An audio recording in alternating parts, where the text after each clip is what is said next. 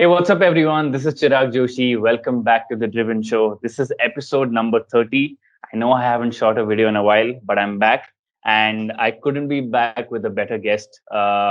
She is someone who I've come across on Instagram pretty randomly, actually. And she leads a profession that I had no clue even existed.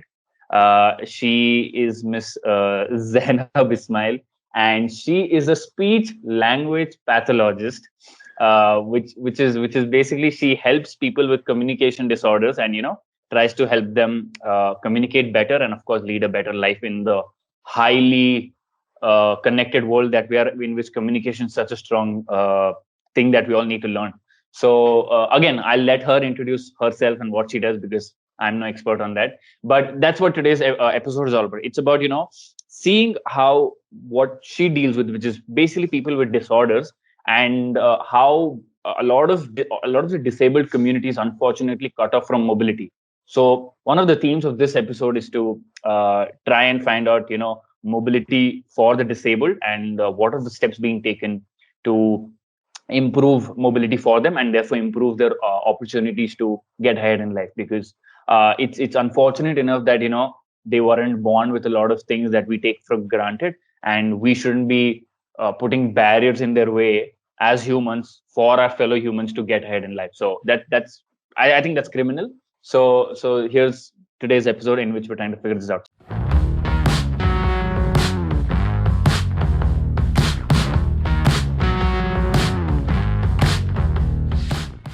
So, Zainab, thank you so much for joining me. I'd love for you to, introduce yourself to the community, what you do, and then we'll pick the conversation from there. All right. Thank you so much for having me over, Chirag. I was looking forward to this. And for those kind words also, thank you. Thank you so much. So when I begin, like you said, I am a speech language pathologist. I am currently pursuing my post-graduation in the same, going ahead and specializing in it. And basically, we do deal with individuals with communication disorders, and we do have a lifelong impact, because it's not just a day of treatment that they get, right? We take it through years, and it's more of a quality of life training that we have to give them, because communication is so critical, right? And as humans, we take it for granted because it's the best blessing that we're born with, right? To express ourselves, to tell our ideas. The very fact that you and me are here because we don't have the communication gap, right? You can tell out your ideas and share your thoughts and intentions with me so out and open. But imagine this very essence is not given to some people, and how I can try and as much as possible get them to the mainstream, or in their own way get them to express and not feel that incapability. That's what I believe. So let's see how this goes. That's nice. No, I mean, I think the first time I even heard it, I was like, I mean, when we were interacting on Instagram, I was like, what in the world does it even mean? Like, I knew, of course, I knew people with autism and other kinds of disorders have problem in communicating, and most people do struggle with whether it's public speaking or just interpersonal speaking, right? But I had no clue there is a dedicated profession to help people out with that. Like, I had no clue. Maybe I'm living under a rock, but at least I had no clue about that. So I want to ask about how did you even stumble upon something like this, and how did it become your passion and something you wanted to pursue? Like, how did that happen? So take us through the journey on that one. So as an 18-year-old, you're usually so confused, right? Ki what to take up next. And you have like two options in front of you, thanks to the typical Indian mentality, either engineering or medicine. But now the times are changing. We want to try and do something that's different. And I chose this because I didn't want to choose engineering or medicine. And then I was looking for something else in the line of treatment of the medical field. So I stumbled upon this on an online search of potential career options. And then when I did, I was like glued to it. So I had to learn more about it and understand better. And finally, I knew which colleges were giving out this this course. And finally, I just knew a bit of it. And when I got in the first day, I was like, what have I signed up for? Okay, because it is a completely different experience altogether. And when it took me a year to actually get the essence of this profession, right? And when I actually started seeing patients firsthand, is when I realized what my role is in someone else's life. And what motivated me to go further would be the fact that one day I made a change in a child's verbal output, and that change was because of me. And that change led to the parents having the moment of their lives when the child spoke for the first time. It was a very difficult thing to achieve, but then it really makes you more humble, more gentle. It makes you more thankful, and for that very feeling, I am still here and I'm still going to strive and go further in this. So the very fact that you can create some impact in someone's life, and that could give you a lifelong of happiness. It does elate you beyond measure, and I'm just chasing that feeling, and I don't want to let it go. Okay. That's really. I mean, that's of course pure motivation to do something, right?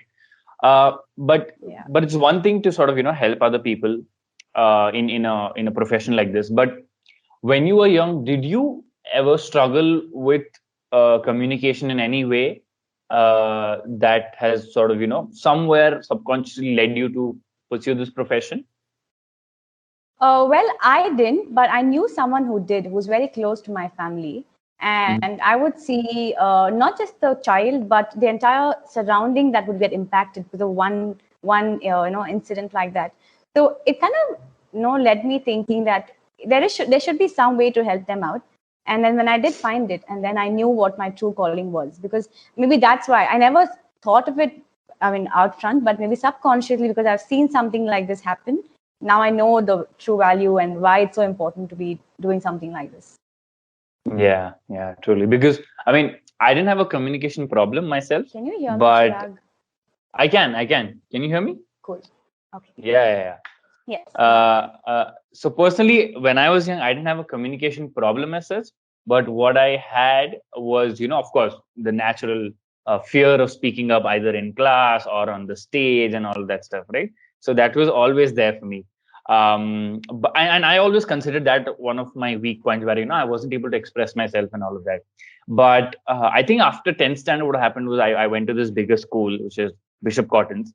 And, there, like one of the very conscious things that I did was, I pushed myself to sort of, speak either whenever, if it's an assembly or if it's in class and all of that, and really started to express myself. So I became more and more confident. And I think, that experience has really helped me. Like me finding my voice has been the biggest sort of, confidence booster for me. Like, even the fact that I'm doing this show is a big deal for me, right? Because, you go out there, like I'm so addicted to the whole process of, expressing yourself, and also, just interacting with people. Like half of the reason I do this, yeah, it has some agenda, but I just enjoy, the 1 hour that I get to spend with different kinds of people, understanding, what are they doing, how do they think about things, and why do they do the things that they do, right? So for me, that's just very, I don't know, liberating, and it just makes things worthwhile, whether it's a day or a week or a month. So that's why, yeah, it's been 3 years of doing this. I thoroughly enjoy it. Uh, so what have you learned about communication, as a tool that humans use, that has been very, eye-opening for you? Like I'm sure, people like me take it for granted, or a lot of people around us take it for granted. But what have you realized is the most powerful thing about communication from the lens of someone who probably doesn't have it as easy as us? All right. So, first of all, congratulations to you to overcome that fear. And now I'm so proud of what you're doing today, right? It's 3 years into this and you're loving every bit of it. So that's great to see, right? And I hope there's good things coming for you. And when it happens, I talk about communication, how it impacts us. Just think of a scenario where I wasn't able to tell you what I'm doing and how much of a lag, how much of a gap that would cause. So communication not just hinders your expression of what you need and what you desire, but also what you think. So as an individual, you will be creative. You'll have a tons of thought process that come in your mind. And there's so many ways you could want to say that to other people, because not everyone wants to keep it inside, right? And when I look at the communication as a tool, it became a tool for the society. It became a tool for your personal growth. It became a tool for your volitional and vocational things like workplace, and then your bonding with your friends, or your bonding with yourself, and the emotional connect that you have. So it is very, very multifaceted, right? The role of communication for an individual doesn't end with just me telling you what I want, but there are other agendas too, right? How it impacts me in different spheres of life. So that is very essential. And I feel someone who is devoid of this, we are, not even close to understanding what they feel, right? We don't even know what it is, but we can actually give it a guess because we have the skill. Yeah. We can presume, imagine not having it. That's what I would say.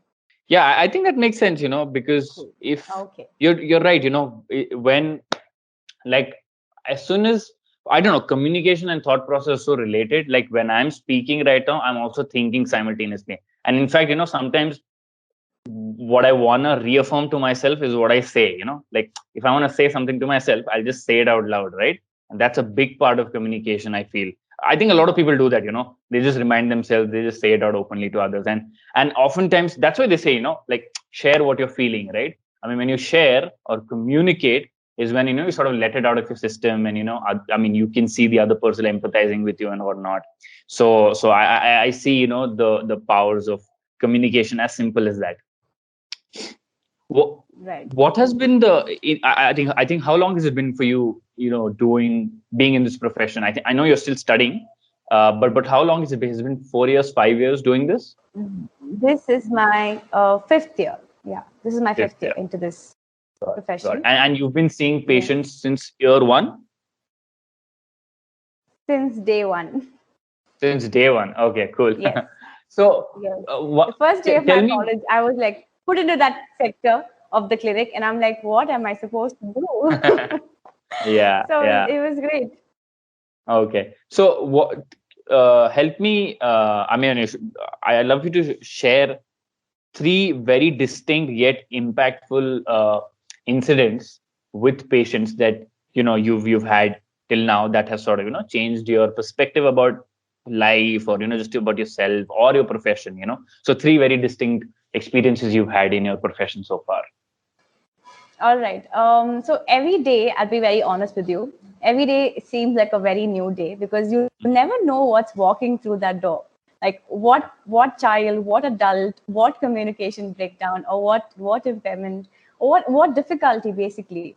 So it's very exciting to go to work. There is a different day, different perspective every day. And towards in the middle, I'll tell you what exactly we do later on. But right now, I would say every day is great. And you said three stories. So one story taught me to be thankful.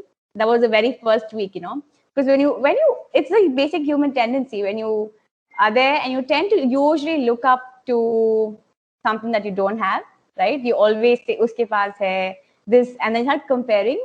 But when you are in something like this, I wouldn't say, subconsciously, you would start thanking, okay, you know what, whatever it is, you are blessed. And Mm-hmm. and if there's any way you could help them out, you should, because you don't know how many blessings you've got. And being this profession has just taught me to be more thankful, to be more sensitive, because everyone's going through something, right? They may Yeah. not be very overtly telling it to you outside, but the subtle hints, I've become very sensitive to those kind of hints. If my child is throwing a tantrum today and he was fine Mm-hmm. yesterday, I know there is something else beyond his, there's a reason to that meltdown or a tantrum, Yeah. right? So there's Mm-hmm. this all that every time. And maybe when I would the reason that sign language was a little great for me was because this there are tons of technology, Chirag. The world has come like the, I told you before this, but the world has come to a point where everything has a solution. We try to Mm-hmm. try to add technology to solve all our problems, and that's what hearing Yeah. aids do, right? They Mm-hmm. they are tremendous and they're amazing, and the way cochlear implants have come up in this profession. Suppose a person actually has, can you hear me? So suppose a Yeah. person actually has an issue and he is using something of a sign language. There's a point where there was a communication breakdown, and I could not bridge that gap because I did not even try to go across the bridge and help them, right? I was so rigid that no, जो भी है verbal है, they should try to come to us. Isn't Yeah. me reaching out me taking the first step is what I have learned. So these are the three critical things that I have learned from this entire journey of me being here. Yeah, that makes sense, and I agree to the last point where where you're saying the fact that we're so far ahead in technology that there's no reason why we shouldn't be why there isn't any solution out there to help people with you know at least subtle disabilities. I'm not sure about I mean, forget subtle disability, people who've lost their legs and hands, even they have a lot of things with robotics coming into the picture. Like there's a lot of stuff happening even in that such extreme disabilities. So I think, I think technology has a huge role to play, and I think this is a perfect segue into what we want to discuss in the middle segment, which is a couple of articles that me and you've picked out to discuss on this call. So why don't you tell what the first article was about, the one that I shared, and I'd love to hear your views on it. What did you gather from it, and All right, let me just quickly look it up, and then I'll tell you. So when Yeah. I saw this article, I was actually very, very impressed. I was glued to reading every bit of it because it gave out too many facts that we would overlook, typically overlook. Never have I thought that I would easily get on a cab or I would drive so easily to a place where I wanted to go. But for a person with a hearing impairment, would find it so difficult to actually, even do such a simple task of going to places or being independent enough. Because as rebellious teenagers, we can't wait to get a DL. We can't wait to show that we're independent, right? That DL is like our ticket to independence. Now I can go wherever I want, however I want. So when thinking of that perspective for a person with hearing impairment, like I said, the stigma is he's incapable of hearing. So generally, you would say he's incapable of doing anything, but that's not true, right? There's only one sense that's lacking. So when you say a DL, and when the article said, even AIMS says that the major input of hearing would be a visual input, visual sense that needs to be very, very in place, and just a little contribution from the hearing senses, and that makes sense. And there was maybe I would also think of sitting in a cab, of course, because you would wonder if the person is capable. But then again, technology plays a role. Like I loved what the video you've sent and then attached to this, because it actually makes sense. There is ways of overcoming everything, but because we were not mindful about it all these years, we never thought of a solution. So until it doesn't affect us, we don't really do anything about it, do we now? So there might be someone in Seoul who's thought about this, who has maybe been affected, and that's why he came about with the solution of a tactile input, of a visual input, to enable drivers across the hearing impairment spectrum to actually get back into life. Because a disability should not stop you from living, right? It is not your end, right? It's okay, because you have to earn, because not for yourself, but maybe for your family. But there are many things that surround this entire system. But in India, to be very precise, I mean, I saw the survey that they have done. It's shocking that the disparity is crazy. Number of hearing individuals getting licenses and still creating such a ruckus on the road compared to the non. I know, because everyone's a bad driver, you feel sometimes, and they can still make it through. I made it through, to be very honest, and I'm bad. Typically, I am bad. So I was like, why that disparity? So this is the mindset. So someone walks in with a hearing aid, someone walks in with no verbal output. Your entire agenda is he can't do anything, and that's completely wrong. Because we don't have to scrutinize a person for just one inability, right? There are multiple more things to him, and he has a right to do it, and we are no one to prevent him from getting that. So I hope I will be very happy to share this on my Instagram if you will. I mean, because this is great. People should know what and how you could include. This is the inclusion I've been talking about the entire month of the deaf last month, saying that learn to include. And technology has become so advanced, and why not take it up in our stride and do it? And Indians are great. We're tech geniuses. We work in multiple ways, but only if it affects us. So I think it's time. This is an eye opener. And I think you're in the mobility industry. What do you think about this? Yeah, I think this is one of the. I mean, I read a lot of articles, and this is I mean, one of those articles that are, very, very different from what, usually gets published about Usually, mobility and all that, yeah. very, very different. And it's such a coincidence that, it came up while we were, trying to have this podcast. So I mean, this was just a very serendipitous. So I went through it and I found it like, I knew, like, I have previously put out a post around, that, mobility needs to be inclusive. Like, for me, mobility is not just about a tech shift that's happening from, internal combustion engines to cleaner ways of, or battery powered vehicles, right? For me, it's about this entire movement from how transportation currently is, which is, it's screwed up in a lot of ways, right? Like it's not just about the technology. It's, the road safety isn't there, the vehicle financing isn't as great, insurance for vehicles isn't that great. Like, there's so many issues with it. So for me, moving towards the sustainable ways of transportation is basically a lot of inclusion, so because I know how empowering mobility can be, forget Exactly. forget about, people who are disabled.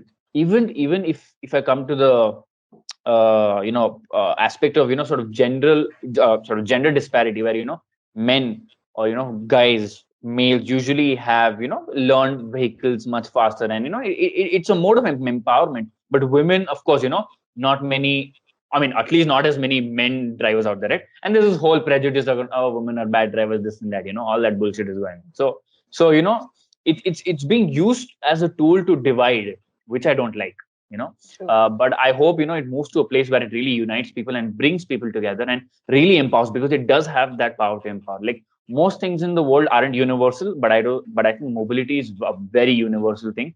And I think it's a right, for people to move around. Like, if you can't move around, you can't do so many things in life. Like, that's so sad, right? I know. So for me, this article was very eye opening, and I was super excited that, people are even thinking along these lines. And I was really fascinated to come across a couple of those points when I went through the article. One of the most, I mean, a lot of things were eye openers for me, and a couple of things were, number one was that, there's already I think a large group of people who have appealed to the center Yes. and the RTO that, we'd like to have DLs. And I think a very important sort of, point there is that, people who are either devoid of eyes or ears, say someone can't hear, their other senses just become sort of, they get dialed up. So it's written that, that their visual senses are much faster than an average human who has all the senses, right? Yes. So, and because driving and, just commuting on road is a much more visual thing. Of course, there's sound involved, but, it's largely Yes. visual. So they should be given DLs and all of that. So there have been people who have been given DLs, and I think the government has said that, there shouldn't be any discrimination. But again, as most things work, even though it's there on a policy level, it hasn't percolated down to the RTO level, Exactly. because they're not Yes. as sensitive to all of these True. issues. So that's one sad and, revealing fact. I didn't know that was the case. The other was that, the government's actually thinking of a lot of GST benefits for people who are not who are disabled, to buy these vehicles. And that's amazing, because these vehicles are now fitted with things that help disabled people drive better on the roads. So that's amazing. That's a very, I mean, that's an economic tool they've employed to make it easier for people to buy these vehicles. And the third and the most amazing one I found was that, uh, of course, in vehicle technology, Hyundai and I think a couple of ones listed in the Yes. article, they're actually working on technologies that convert sound into tactile feedback, either on I the know. steering wheel or on something. I'm like, that works. That could really work. Yes. Yes. Like the vehicle could become their sense. The vehicle could be one of their senses. So Right. what if they can't hear, right? So I found that really cool, and I just went ahead and thought, what? Why let the vehicle do that? Why not? Why can't we just have like a bracelet of some sort? Because we have all these vibrating Correct. Fitbit Yes. bands already on Yeah. our hands. So why can't we have that converts sound into vibration, or if someone's honking, and we have multiple technologies. I think that can be done. I think it's in the possibility of if of it being even happening, because there's something that just can't happen, right? I think something like this can definitely happen, and I was super excited to find that out.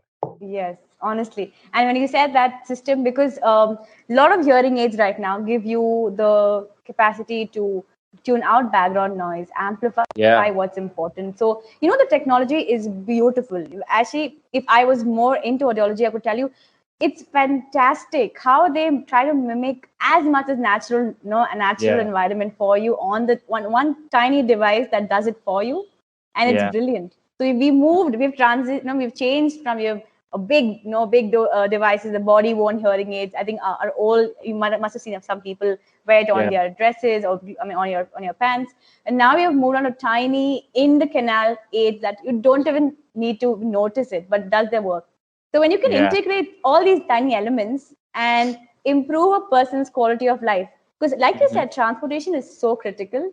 It's just not going to places, but it's the very essence of being able to go somewhere, right? To Oh, be yeah. able to do the task, to do the meet someone or whatever. So it Mhm. plays a very Mhm. critical role. So this article Absolutely. blends those inputs, giving the Absolutely. independency to a person, uh, creating that impact because there is technology and there is Mhm. fantastic technology. So at the Absolutely. grassroots level, if you can integrate all these bits, you know what, there's wonders waiting to happen.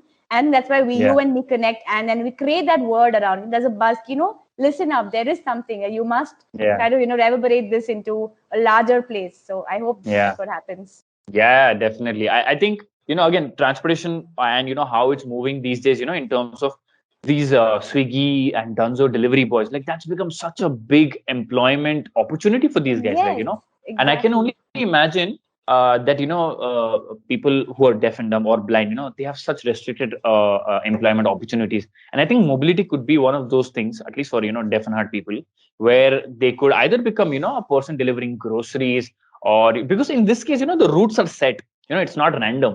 So, I think a lot of innovation can definitely happen on Yes. that. And I hope, some of And my work goes into. when typical people rely on Google Map, which is a visual input, auditory input, definitely they can rely, because like you said, the tactile input for them specifically Yeah. made where to take a turn or what it is, what is not. Yeah. And that's perfect. And when leading companies like Hyundai can even think of something like this, a very critical thing, because this Mm-hmm. is an employment opportunity creator or whatever.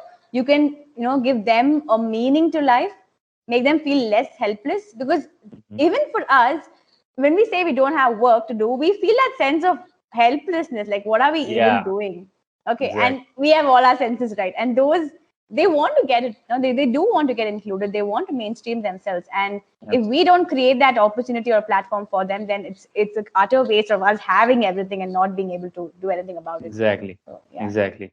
That's exactly why I'm super lucky to be, I am pumped actually to just be working in this industry, because, I it know. just impacts so many different people in so many different ways. Like, for me, my biggest thing is, that cleaner ways of transportation and, just sustainable ways of mobility becomes a way of life. And therefore I, sort True. of one of my slogans is, to build a culture around sustainable mobility, which is, people's personal progress depends on clean and inclusive mobility.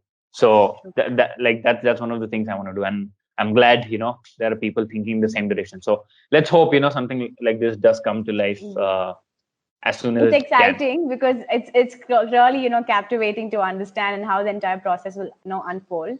And honestly, when I Yeah. first got on call with you, I didn't know what our basics of, conversation would be. But today I'm so glad that we found such an amazing thing to discuss that Yeah. blends this, not just yours but my profession, and just equal, entity. And it's great to see how it unfolded. So it's great. Yeah, that's one of the things I want to do. I mean, like, I had no clue how I'm gonna, have this conversation with you. But that's one of the things I want to discover. Whether we find common ground or not. But I do know this, that, everyone's excited about, this whole clean transportation thing. And in some way or the other, I hope, maybe after this, with this podcast done, you're gonna go back, talk to your friends, talk to your patients, whoever, about this, and, that's how you get the word going. So Yes, yeah, it's learning that's experience happening for me, for learning sure. experience for you. Yes. So that's what it is.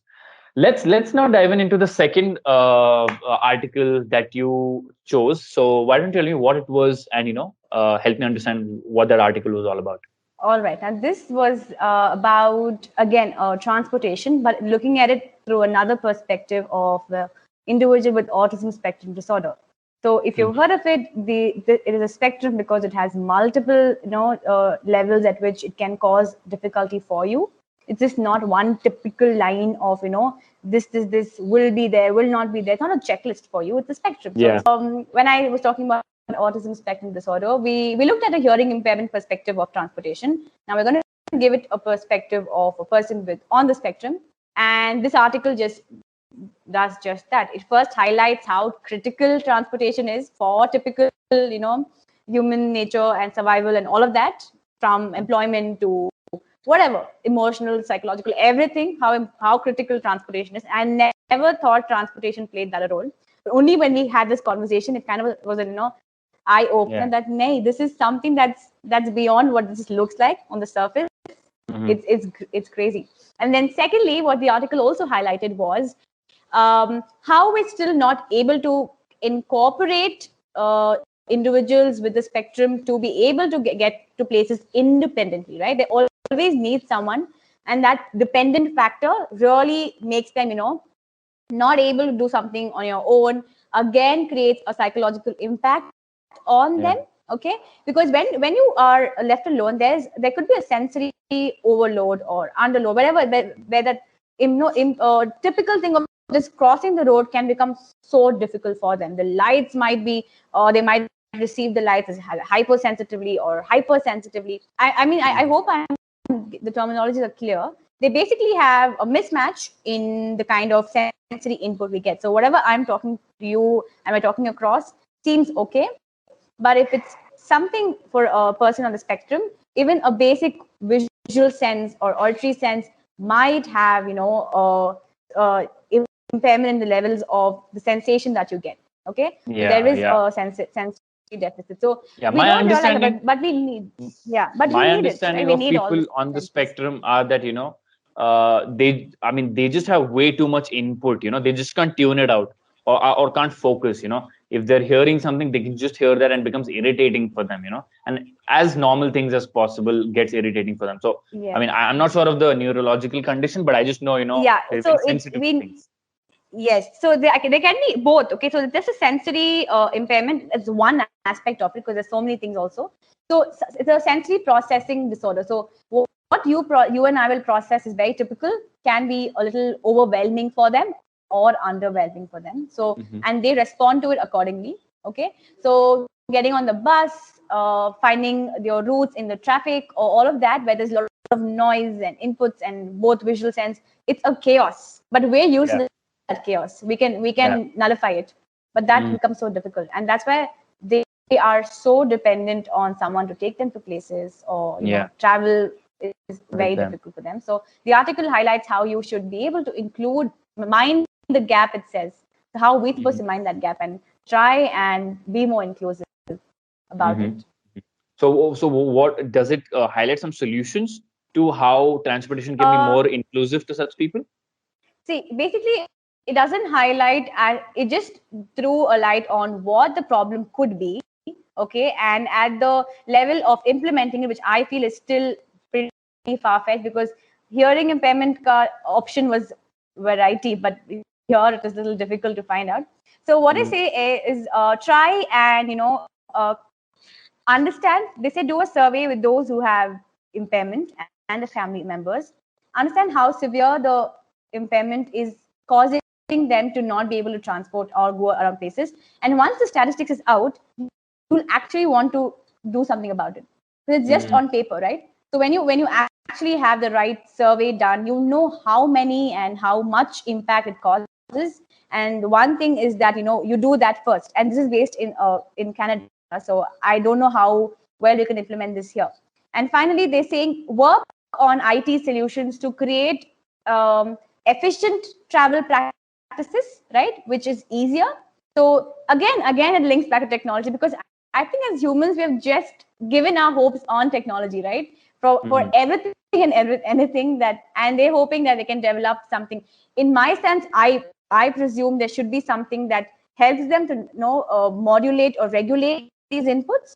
Okay, there should be a calming strategy that we can actually add to our basic travels, that we can maybe the bus or the train or whatever. There should be a calm corner or whatever, which secludes them from that kind of overwhelming sensations, and yet giving them the chance to be able to be in the same train or the same bus with the people. So that's what I am thinking. My mind's going there. Yeah, I mean, I'm thinking because there's so much of sort of for them. I mean, they get overwhelmed with all of the huge sort of input and their environment and all of the chaos that's around. Usually in transportation, that's what we correlate, right? Chaos. So I'm hoping that maybe them getting into a cab all by themselves could be a very sort of I'm guessing comforting thing, because they don't have to listen to the external noise. They're in their car. Do you think that's a probable transportation solution for them? Again, yes. One thing I had to highlight is that they have a communication breakdown too, right? It does impair the communication. So you'll have to have dual solutions, something that effectively does the communication, right? You could have a tab, you could have whatever. You have verbal communication, well and good, but you can have something to augment that in case of a breakdown, in case you're not able to express where you want to go. Example, basically you want them to pull over or stop or more than, or just tell where you want to go. Integrated system where there is communication boards where you can, the driver, like the video we saw with the hearing impairment, how that switch happened. It translated a visual, auditory input into a visual sense for the driver. Something similar when the child can, the individual can maybe point out to the destination or type it out or whatever, and then that is expressed. Secondly, see, cab is okay, but again, looking at functionality, how many can afford it? Like looking at the system right now, okay? True. And when you're trying to, and how many people can access it, where and all can they go with it? That's also important to have a look into, because we don't know what spheres of life they come from, and it should be something for everyone, is what I think. So public transport needs to, needs to be more inclusive, especially for people on the bus or people who are driving. There should be a little bit of sensitivity. They're so rash with normal people on the street. I don't know how could they. I don't know. The typical sense is very, True. No, true. That's true. I don't. I'm not fully aware of what the sort of basket of problems are that people who are on the spectrum go through. So I really don't know what probable solutions are. But from how much ever I know right now at this moment, I think I can say that a chaos and a lot of noise is a very irritating thing for them. So I'm hoping that if say the majority of vehicles on road are electric, where the sound is very low, and it's much more not irritating to go out on streets and or travel in bus. So I hope to some degree that might help them, to some degree. I'm not saying it could be their lifesaver, but I'm saying to some degree it could help them. Forget them, it helps us as well.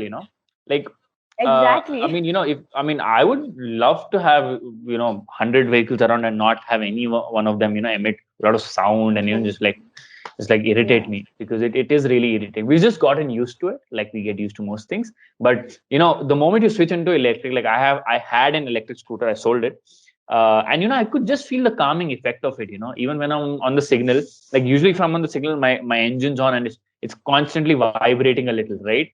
So I'm still in that. But when I'm electric, I can just feel that the typical vibration of the vehicle is just absent, and it kind of calms me. I don't know, I might be biased towards it, but I think it has some sort of a calming effect. So I'm hoping that cleaner and sort of less noise polluting vehicles can be of much help even to the people on spectrum. So so thanks so much for bringing that article across.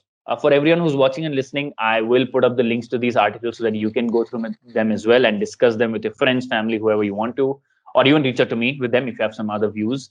But so lovely going through such a distinct way of having your profession and my profession merge in this way, in which we basically talk about how we can include all of these people who are typically and even today excluded from mainstream transportation, which is not great. And I think somewhere along the line we've forgotten the importance of transportation in a person's life, and I think it has to come back. And that's one of the big trends that's happening in mobility right now, Zainab. So what's happening is typically right now transportation was built around it was very manufacturer specific. Like the manufacturer wanted to build something, he built it out, and he didn't give a shit about anything else.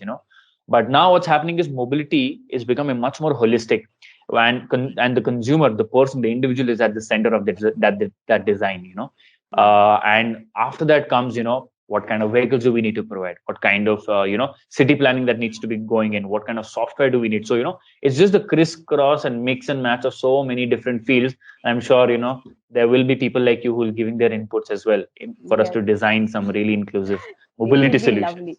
Yes. Because it'll So directly give me happiness to see whatever child or adult I saw within my clinic living a much more inclusive life outside when he steps outside. Because when he comes in, I know what the problem is, I know what to treat. But when he goes out, he should have that same confidence from the people around him. It's a far-fetched dream, but one day I'm looking at a more inclusive nation, which is, yeah, if nothing, it is sensitive at least to those needs. yeah, At least sensitive. yeah. That's all I'm saying. Yeah. True, true. No, absolutely. I think so many things are far fetched. I think most of the things that we're doing is far fetched. But I think it needs to be done. At least, at least we acknowledge it. At least there are people working Right. towards it. Like 10, Yes. 20 years back, we didn't even acknowledge that. So I True. think we're in a much better place that way. So the fact that we can even think So about it and probably draw a few ideas is great because we have confidence कि नहीं हो पाएगा. I mean, we're not in a fantasy. Anything can happen, right? So at yeah, least we're relying on our technology. I'm relying on people like you, innovative people like you, to be able to integrate all this. Because as a SLP, it would be lovely to have my patients live a better life through mobility, which I mhm, know is not possible right now. But yeah. when I can put my faith in, I mean, innovators like you, I think there is good things coming Mhm. our way. So let's hope. Thank you so much. I mean, yeah, I will try my best to That's some more do weight on as your much as I shoulder. I'm possibly. sorry, but No, that's good. That's good. That's the reason I do this, because I mean, it's to get your hopes high, right? Like, I mean, right now, I mean, before this podcast, I mean, you didn't know so many things, right? Neither did I, but now we do. So it's a good thing that you place accountability on people who really should be accountable. So I think it's there's no problem in holding me accountable to that. So then, what are your thoughts? I mean, this is just one of the last segments on the podcast. So, what are your thoughts on uh, moving the world towards just sustainable ways of living? Do you think of sustainability? Do you practice some sustainable things in your life at all? okay. So when I mean, the school level, yes, we were into that, civic awareness Yeah. campaigns, yeah, Well, yeah. Was it CMCA and all of CMCA? I that. don't know. And Yes, yes, CMCA. Yeah. yes. And my mother was a part of it. Okay, she used to be the person who does it, who has taken forward the training programs and all of that. So I was from then I've been into understanding sustainability, Hmm. and the very fact that there are generations coming after us, and that's very, I mean, that is an eye opener for me because I can't exploit, overuse everything right now. We can't be selfish. There is something that you have to be mindful about. Okay, there are things coming forward, and it could be anything to do, but sustainability is so, I feel it's very easily integrated into your basic lifestyle only if you give a thought about it. I mean, people think, oh God, sustainability is so difficult, but it's not actually, right? Hmm. It's something you can. The basic thing when you segregate things, basically, you're segregation something, or you're segregating your waste at the basic level. Okay, and when you're trying to be mindful when you're buying electronics, the way you dispose it, all of the small elements kind of create a huge impact, but we don't realize that because as humans we feel that it's a big mass chunk that is so difficult to achieve, but they don't realize that these small bits can actually make it easier for us to reach that point, right?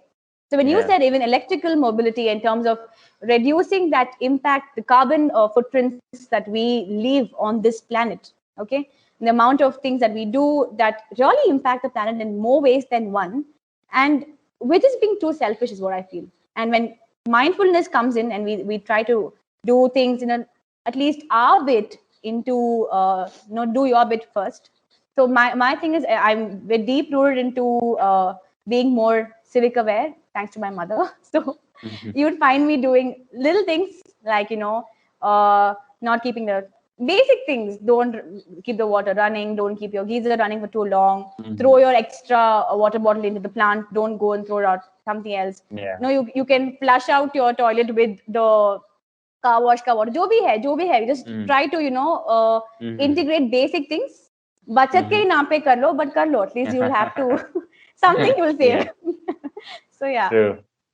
No, that's true. That's true. I agree. Like I mean, being sustainable, leading a sustainable life is simple. Like the idea is simple. Yeah, do these 5 things. You're sustainable, but it's not easy. And the reason for that is not people aren't to blame for that. It's because so I see this every time. So the reason today someone chooses to just be not sustainable versus be sustainable is because the infrastructure or the environment that they live in allows them to easily not care about what's important and just be reckless. So that's what's happening. So if we want to build, and for the people who really care, it's our responsibility to start building an environment and an infrastructure that it becomes easy for people to care and just not act reckless. So that's one of the more eye-opening things that I came across, that this whole infrastructure, man, this whole game is infrastructure and systematic, right? If the systems are in place, if your infrastructure allows people to go that way easier, or to fall on your side easier than on the other side, well, people will, because at the end of the day, they just want comfort. Most people are just like, are convenience. We want some convenience. We want some comfort. We don't give a shit. Like most people don't give a shit about the planet, right? They might say, but they don't really. So that's fine, but that's true for most other things also. So if you make them care without them knowing, that's a win for you. So that's one of the things even I'm trying to do with, at least we're trying to do with sustainable mobility. What was that building in Manhattan that popped up? It says 7 years till you can reverse the damage that you've caused to the earth. Was that the one? I'm not quite sure the location. There was a timeline. Okay, there's a building that pops up, the number of years that you actually have to save global warming or the climate change. Okay. Oh. So, like you said, if in a workplace and when you look up and you have a time clock ticking, exactly. This is what you've got. Come on, you need to buckle up. Yeah. If you want to live longer than this, it's like, you're in that system ki, I have to now. Okay, there's no other way out. So, if the the place you're in, the environment you're in is a constant nagging reminder, you know what? It's time. It's time you buckle up. I think that's great. So I think we need to do more of that. That combined with some incentive to even care, right? Like like we just react to economic incentives, like whatever it might be, whether, that's one of the things we're trying to do in at least in the EV space, is that, we just want to make it better. So our pitch, or, one of the things that whoever I meet who's from the industry, what I say is that, hey, let's not convince people to buy our vehicles because they're good for the environment, because let's be honest, nobody cares, right? But let's pitch to them on our products being better than what's currently sold, because everybody wants better things. They may or may not want something good for the environment, but they do want something that's better for them. So let's build something that's significantly better than what currently exists. Then people will naturally migrate. We don't have to convince them on any of the things. And of course, yes, the outcome is that it's also beneficial to the environment. So that's a much more healthier way to think of this and have people on board. Because what people do mostly, or right now they're doing is, here's our product. It's good for the environment, but it's probably shit, and it won't work that long. So you wouldn't want it. It's worse than what you currently have. So that's not a right pitch to go. True. And honestly, the fact that there is no economic incentive given to those who actually, a good Samaritan, imagine, he just gets recognition ki isne kuch kiya, maybe one day kisne bola, share kiya status pe, bas finish. What does he take back from it? What keeps him going? Nothing. So when you give that, when the NGOs we associate, if you're doing social service, it's directly linked to free ka kaam. Have you ever thought of it that way? And that's why there's no respect. If it was something a very high paying job, if social service was a high paying job, you would see the world in a better place. Everyone would jump in and say, "Mujhe bhi karna hai," because it's paying. And that's what I think. That's what I am a person who believes in business as a tool for social change. Because I think the best tool that humans have created is business, because it's the most sophisticated form of human communication. In which everyone wins. The shareholders win, the employees win, the founders win, the customers win, and hopefully the environment wins too, right? So if you really run a business well, everyone wins. It's a win-win for everyone, right? So I'm just very fascinated by how business can be a very powerful tool to propagate any ideologies you would have, whether it's to a product, service, whatever, but I think it's most what it is a tool to propagate your ideas about the world. And the best part is you don't have to convince people. If it's a good business, they'll get convinced and they'll buy it and they'll buy into your mission. So I find business absolutely the number one change agent, or the change agent, the best tool to change anything. Because let's be honest, why is it that we're in this situation today? Because a lot of corporations built a lot of stuff and that polluted the environment. That's the vehicle that caused it. Because business is scale, right? Like hundreds of thousands of people are affected by a business. So if that's what it is, then it's not the tool that's bad, good or bad. It's the people behind those tools are good or bad. So if the intention is good, I think good can be Yes. propagated. Yes, yes. So It's that's a my belief. great novel thought, I'm sure when you started off also, you must be wondering on how to get off. I'm so excited to know how you actually thought of sustainability, because typically no one does that, right? We're just Yeah. in here to make that business and do fill our pockets, and that's it. But then I'm sure there's an underlying cause, and that's great. I mean, you must stick to that passion that drives you to Yeah. make it different. And you're not doing it for, I mean, you're not making it sound like social service. You're making Yeah. an impact because there is business and there is economy involved. There are people involved. There's an And economic now, incentive. exactly. And now people will look into it, which you would just like, okay, never mind. Just, let it Absolutely. go. He's Absolutely. just propagating something which we've Yeah. always heard. Doesn't impact Yeah. us. But when Exactly. you do it on a very basic foundation level, like your business or your economical or financial forefront, people have to, they will, and they have Mhm. no other choice, right? They will Yeah. eventually get into it. So that's great. That's great thought. Exactly. So that was, I mean, like the motivation to do even get into this field was, I mean, my undergrad is in business administration, so naturally I'm a person inclined towards business. And the second thing is that, when in first year of college, when I was deciding, what should I be doing, of course I was confused. I thought, let's just focus on one of the biggest problems that exist, like there's just no better way. So of course, climate change was the biggest one, and I was inclined towards mobility. And I thought, more than any other industry, I think the automotive and, the transportation industry has a huge impact on climate change. And I think if done well, it could have the huge impact in reversing that change. So I thought, let's choose this field and, let's sort of just dedicate our lives to it. And for me, business happens to be the tool in which I pursue it. I'm not an engineer or someone, but I'm a business guy, so I'll just use that. Yes, but I think you are very mindful about it, and I think it's a great initiative. So I'm very happy to have found this platform. Thank you. I mean, thank you. Thank you for coming on to the show. I think it was lovely, even though there was a slight internet glitches. I didn't mind them. I'm so sorry for uh, that. it's not a problem at all.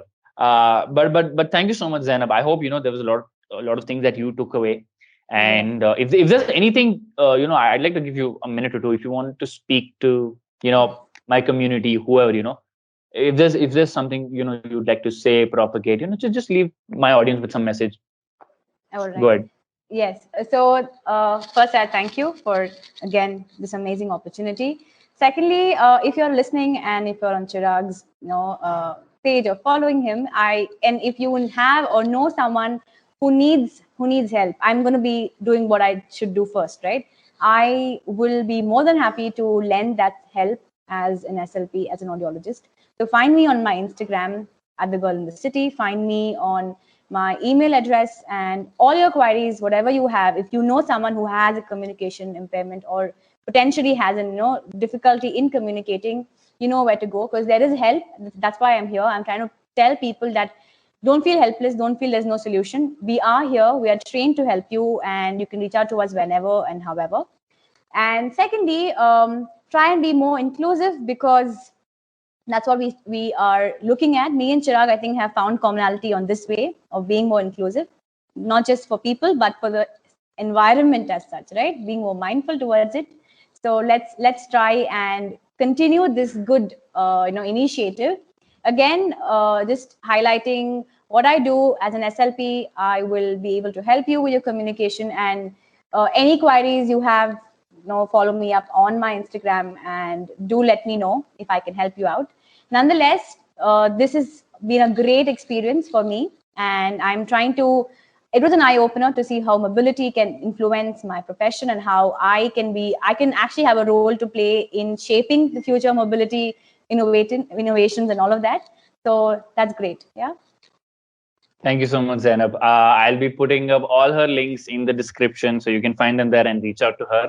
And of course, speak to her. She's an amazing person to be interacting with. Thank you so much, everyone who's listening, who's watching. I hope this session, you took away some really key things. It was a real eye opener for me as well. I think I think all in all, it's just been a great session. I mean, I thoroughly enjoyed talking to you, Zainab. Thank you so much. Thank you for everyone who's watching. And I'll see you guys in the next episode. Till then, be driven differently.